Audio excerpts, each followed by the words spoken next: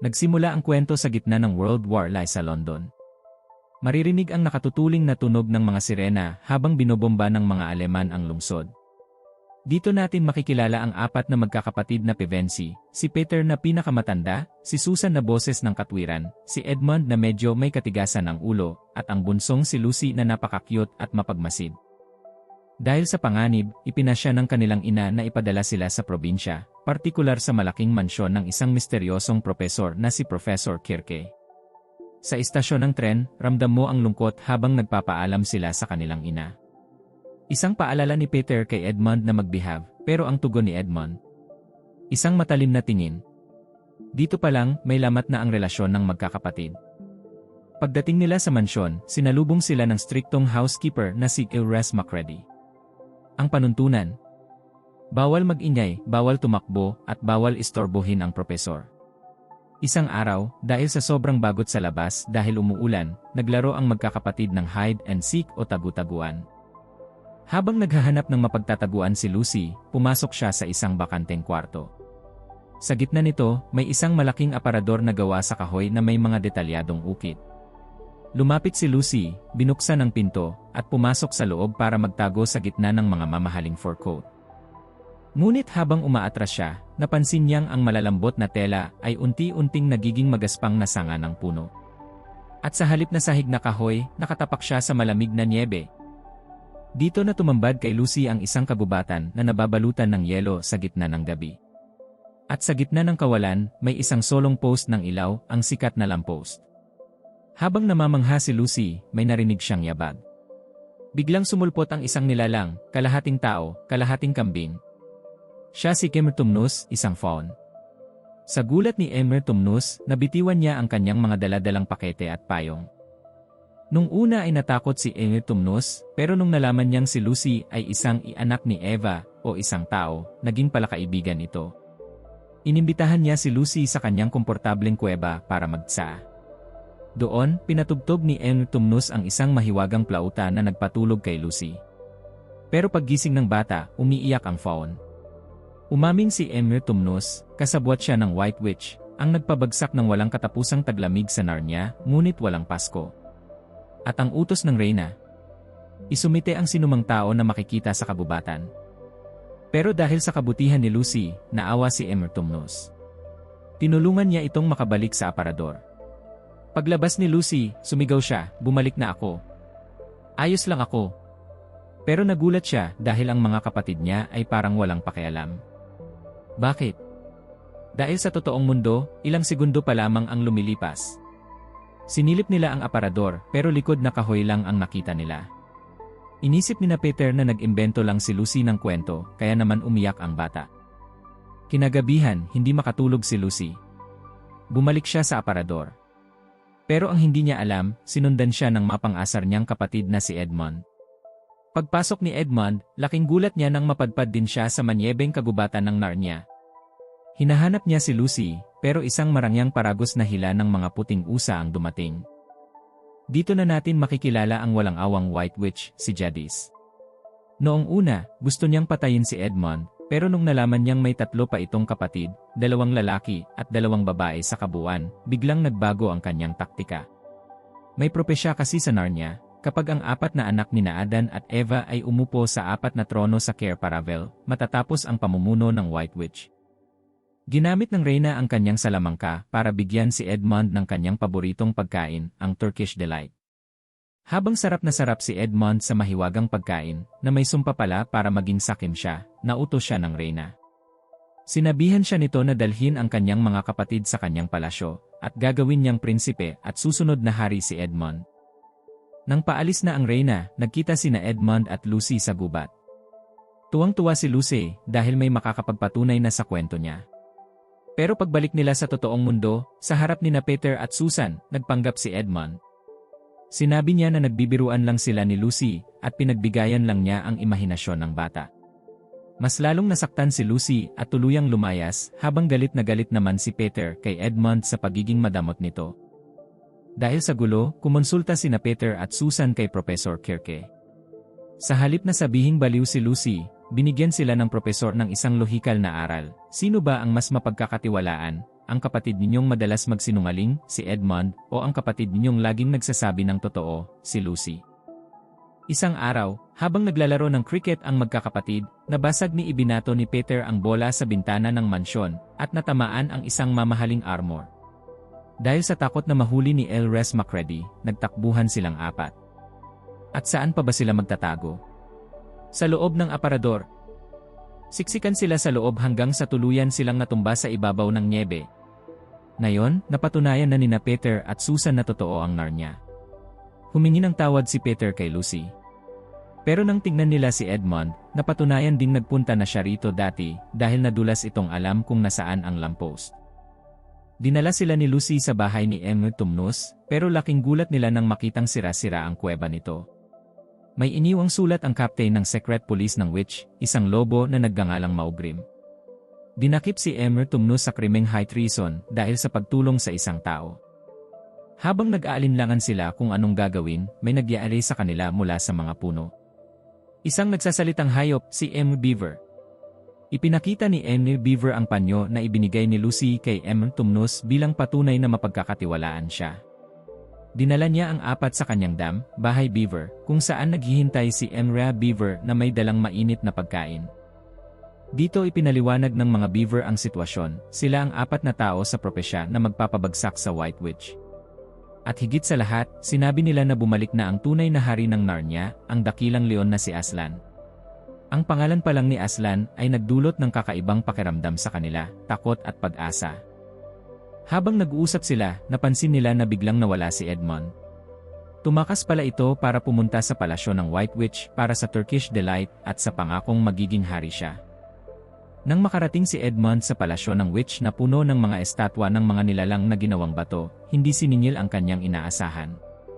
Sa halip na tratuhin siyang prinsipe, kinadena siya, ikinulong, at minaltrato ng witch nang malaman nitong hindi niya kasama ang kanyang mga kapatid. Dito napagtanto ni Edmund na nagkamali siya ng binuong alyansa.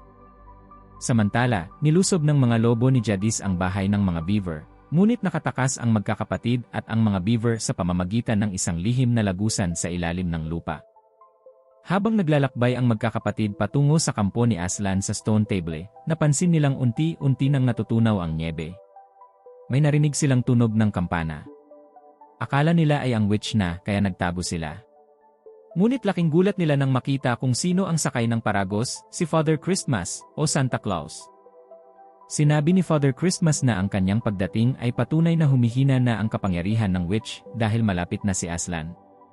Bago umalis, binigyan niya ng mga regalo ang magkakapatid, hindi bilang laruan, kundi bilang mga kasangkapan sa darating na digmaan. Kay Peter, isang espada na may pangalang Rindon at isang kalasag na may disenyong pulang leon. Kay Susan, isang busog at palaso, bow and arrow, na hindi sumasala, at isang mahiwagang tambuli o horn na hihingi ng tulong saan man siya naroroon.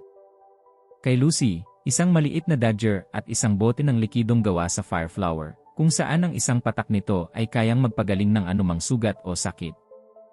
Pagkaalis ni Father Christmas, nagpatuloy sila sa paglalakbay ngunit naharap sa panganib nang maabutan sila ng mga lobo sa isang ilog na natutunaw ang yelo.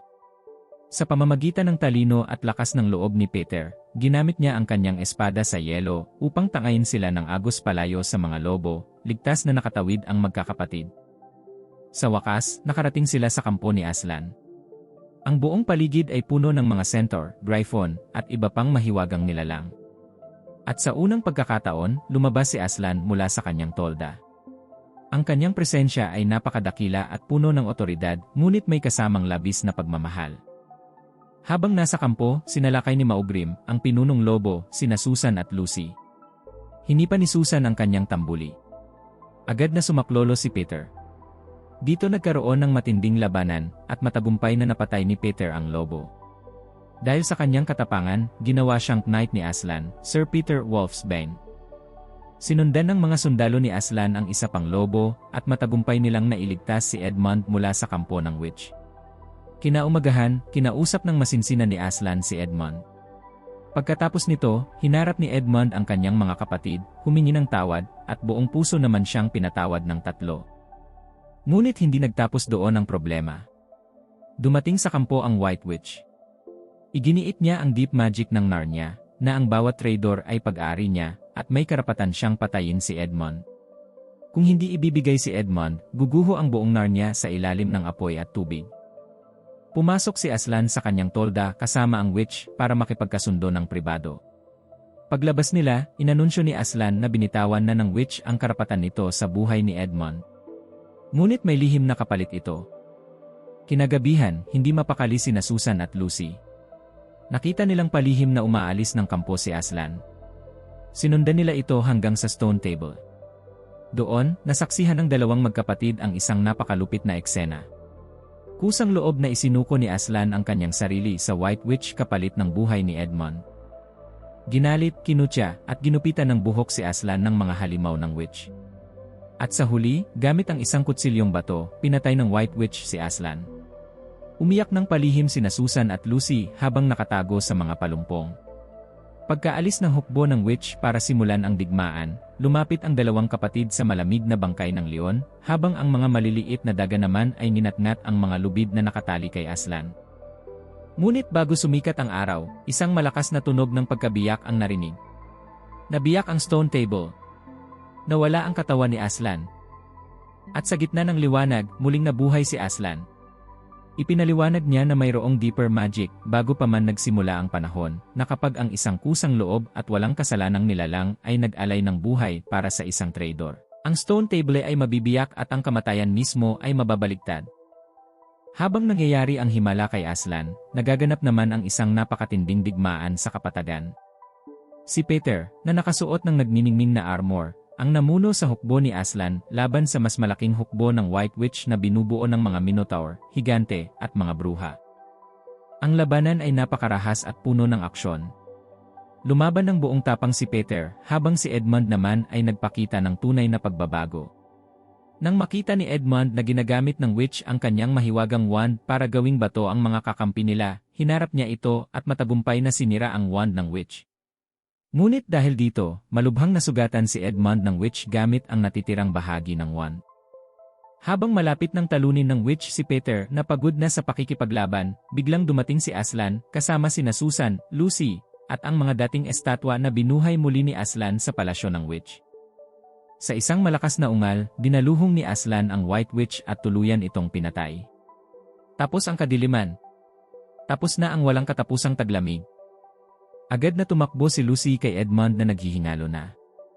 Ginamit niya ang isang patak ng mahiwagang likido mula kay Father Christmas, at sa isang kurap ng mata, gumaling si Edmund at muling nagising. Nagyakapan ang apat na magkakapatid, na ngayon ay mas matatag pa kaysa rito. Pagkatapos ng digmaan, dinala sila sa Cair Paravel.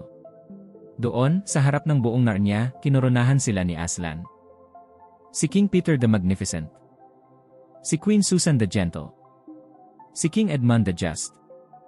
At si Queen Lucy the Valiant. Naghari ang apat ng maraming taon sa Narnia. Lumaki sila, naging mga matatandang hari at reyna, at nagdala ng kapayapaan at kasaganaan sa lupain. Isang araw, habang nangangaso sila sa kabubatan para sa isang puting usa, napadpad sila sa isang pamilyar na lugar, ang Lumang Lamppost. Kahit medyo malabo na sa kanilang alaala ang totoong mundo, pumasok sila sa pagitan ng mga puno na unti-unting naging mga fur coat. At biglang, nahulog silang apat palabas ng aparador. Pagtingin nila sa kanilang mga sarili, bumalik sila sa pagiging mga bata. Ang pinto ng kwarto ay bumukas at pumasok si Eura Macready. Walang nagbago sa totoong mundo, ang oras ay hindi gumalaw, ngunit ang kanilang mga puso ay habambuhay ng nabago ng Narnia.